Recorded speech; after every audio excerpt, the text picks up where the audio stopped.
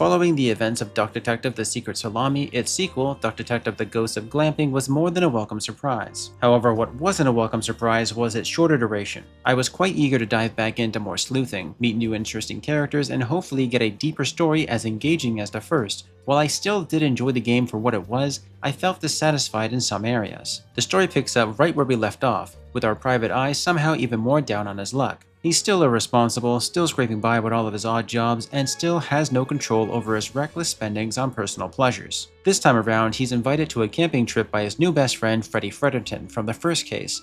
It's an odd pairing, but it does make sense since Freddie is a big fan, which the detective is probably abusing through his hospitality considering he's not paying his rent. The story didn't grab me like the original did. It was far too predictable and short with nothing to show for it but a cliffhanger that ends up being a teaser for the third installment. You will notice that not much has changed in a lot of areas. The biggest difference is the introduction of a new cast of characters and a stronger focus on animated cutscenes, which is fine since the series leans heavily in its writing and its voice narration. That said, it does feel like there's less here overall. It felt less interesting, the characters leaned a bit too hard into being annoying, and the story pacing felt all over the place. I had a hard time following what was going on initially or understanding the significance of certain moments. Some parts of the game felt left out entirely, like the mansion barely serving any purpose. The lake was only mentioned once in an off-screen interaction, and it just felt like maybe the game was being rushed. Compared to the original, this all seemed less polished in its pacing and its story. While the charm and humor is definitely still there, it gives the impression that the developers may have been working with less priorities, which impacted the gameplay negatively. I mean, we're talking about 40 to 50 minutes of gameplay, with a story that is very to the point and not all that deductive.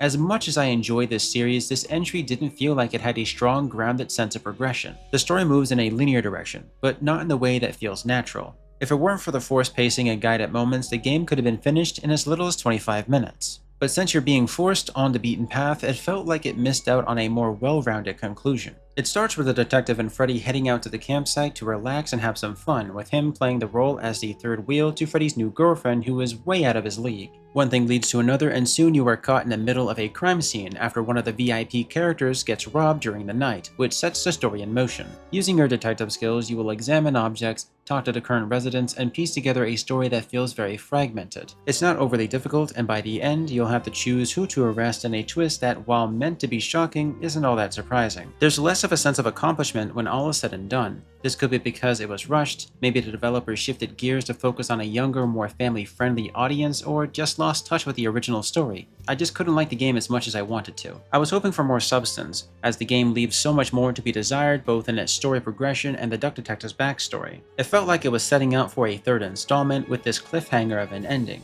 While I did enjoy a lot of the parts, I would hardly call this a masterpiece or great. The game didn't fully satisfy my expectations for the genre that it is in. As a fan of the first entry, I approached this one with interest and found some enjoyment, but also several issues that kept me from loving it just as much. Given its price the same but adds nothing really new, I would recommend sticking with the first game and then eventually getting this game when it is on a deep sale. It somehow managed to be less than the original, which is a bit disappointing. It's still fun to play through, but could have been done a lot better.